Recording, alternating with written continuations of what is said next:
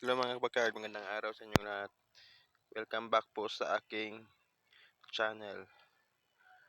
For today's video mga kabakard ay magbibigay tayo ng tips or idea or aking ideas kung paano ako nagbibigay ng tamang sukat ng pagkain sa aking mga alaga.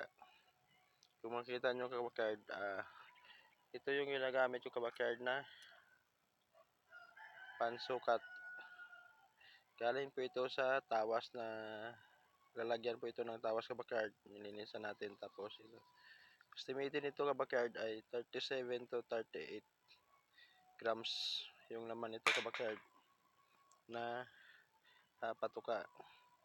Ito yung ginagamit ko kabakard upang masukat ko na tama yung binibigay ko araw-araw at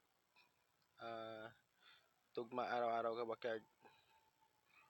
Hindi masobra dahil minsan kapag sobra yung ibinigay natin na pagkain kabakard sa ating mga alaga, nagiging nag-uumay din minsan walang ganang kumain, minsan hindi nag-uubos ng pagkain kabakard. Kaya minsan pag nakita natin na hindi nag-uubos yung pagkain yung ating alaga, minsan naisip natin na may sakit kabakard or may nararamdaman.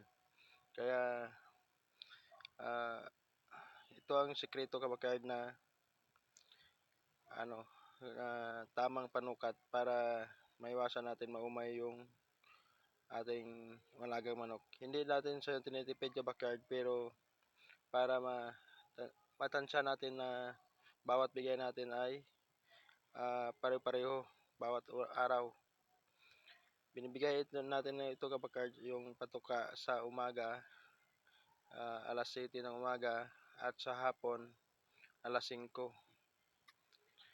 Nagsiset tayo ng alarm kabakard para hindi lalagpas sa oras ng ating pagkain, para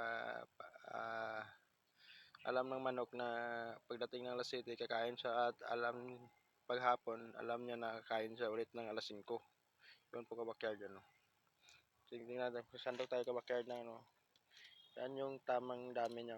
Yan kita nyo, yan kunti lang kabakard yun.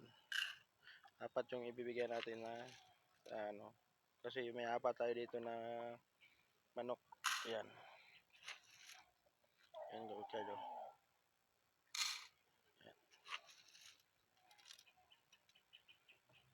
Yan po yun yung tamang dami niya Hindi rin man siya gaanong nadami, hindi rin siya maanong kaunti. Tama lang. Puro mais siya kabakard kasi naglulugon yung ating mga alagang manok. Yan po. Tara kabakard, mapakain na tayo.